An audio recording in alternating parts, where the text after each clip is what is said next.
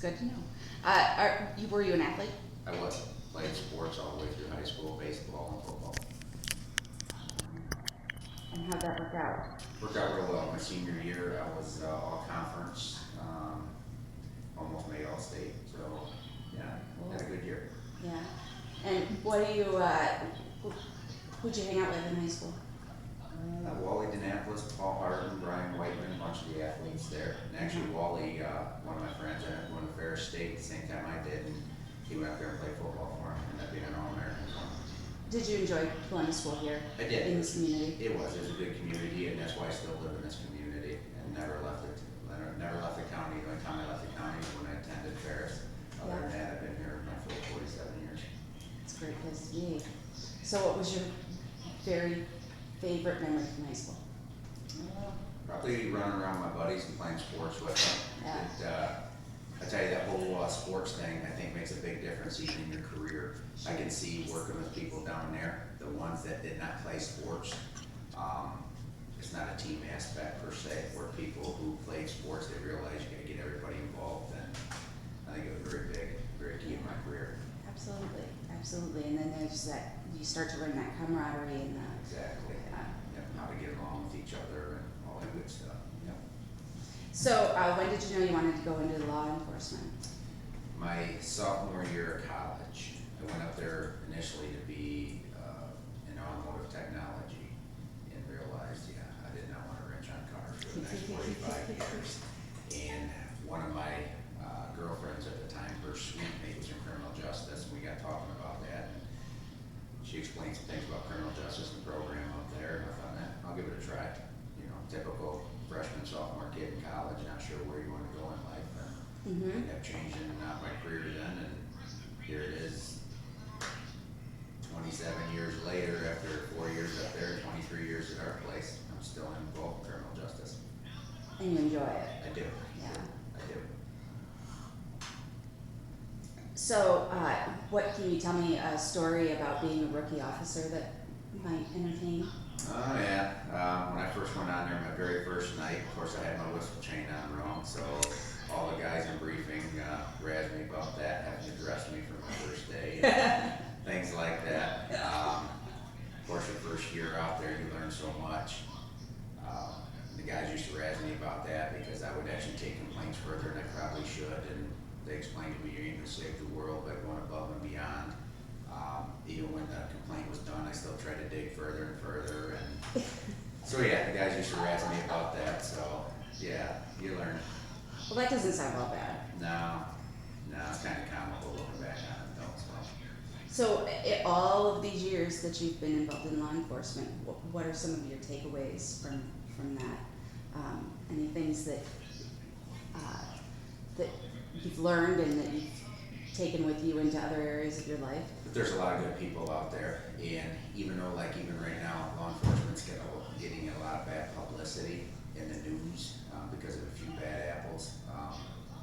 Actually, I think in our community, people's thanking me more for being in law enforcement and letting me know that they appreciate what I do, more so than probably ever. And there again, it reflects right back on the Van Buren County community that it's nice to see that you're well appreciated in what you do every day. So. Yes, absolutely.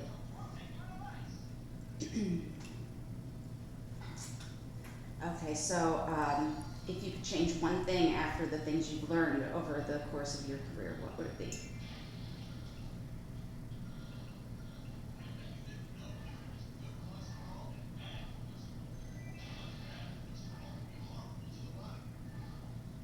Probably getting more people involved in the churches in the area. We've enacted that big time in our jail systems, and I think if the public was more involved with religion, lived more by the Bible, we'd be dealing less with the people that we do in law enforcement. It took me years down the road to actually look at the big picture when it comes to religion, and I think in general, the public and the new generations coming through is getting away from the religion family thing, getting more involved with things they probably shouldn't, and if people would live their lives more by the Bible, that would be a better community. That That's interesting. I so often you hear that when people get caught up in criminal problems and get arrested and things, they do kind of turn to religion often. So, are there programs for that? There is. That help them? Yeah, and we actually have ministry right in our jail right now, and we've seen it throughout the years. The more people get involved in religion, people went to prison out of our place and come back as ministers, and now they flip the 180 and they go around do the public speaking, and it's pretty humbling to see that.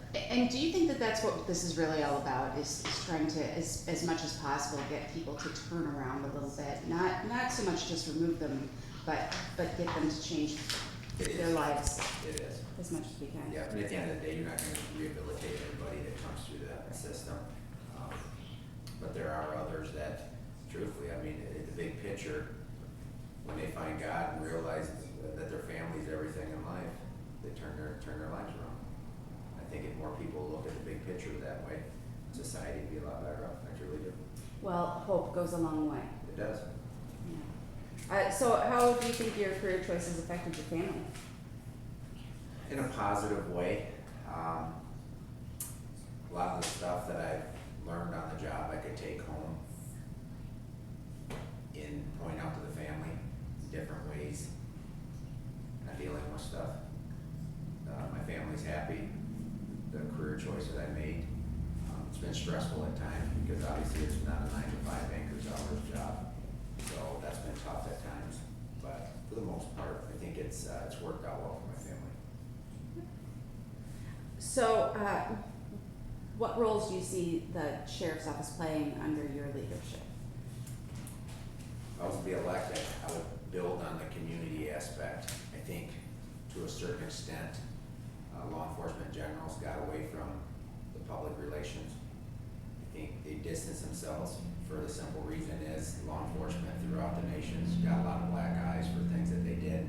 In general, I think they're afraid of making mistakes and getting turned around and looking bad in the public's eye.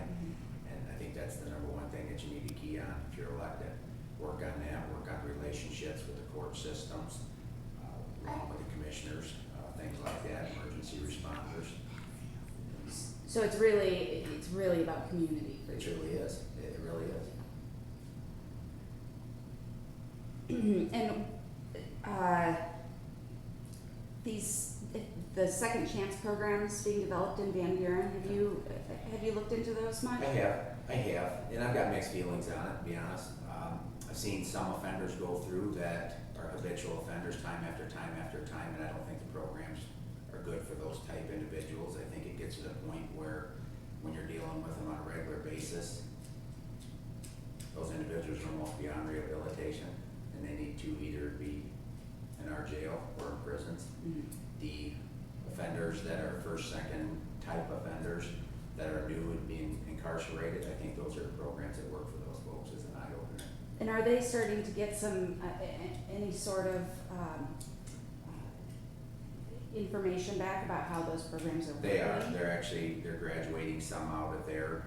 They're following up on a lot of them to see if it's successful. Not all of them are, which it's just part of the business. They're having pretty good success on all of them. Judges and courts are doing a good job of screening them. So if you could develop one perfect program while you were sheriff for Van Buren County, it could reduce crime or traffic issues or any of the sorts of things that you deal with on a daily basis, do you have any sort of grand idea for a project you'd like to take on? No, I don't. The only thing I would like to see would be if we could get more road coverage for the community. Right now, the sheriff's department's just like any other place in general. Funding is getting tougher and tougher. Grants are getting tougher and tougher. It's almost scary to the fact that staffing is getting harder to maintain. So in a perfect world, we'd be able to staff more people than what we have, put a 4th canine unit on, so we got canines basic 24/7. That would be my goal, to try and keep the staffing more or less, or get more for a little less money. That all sounds good. So for anybody who doesn't understand, is what's the difference in the role of the sheriff's office versus city police or state police? Sheriff's office, the number one thing we have to maintain through the Constitution is the jail. There's 83 counties in Michigan, all 83 counties have to maintain a jail. Then it comes down to our dispatch centers and road patrol. A lot of people's under the assumption that the sheriff's office number one duty is to maintain the road patrol, which is not true. Our number one duty is to maintain the jail. However, road patrol is obviously one of our priorities. And our dispatch center right now is state of the art. They're keeping up with everything. We've got more dispatchers on than we've ever had per shift. So right now, everything's running good down there. Good. Well, Dan, I know you have a busy day of campaigning ahead of you. Just wanted to touch base and get to know you. It was really, really great Thank you. to talk to you for a few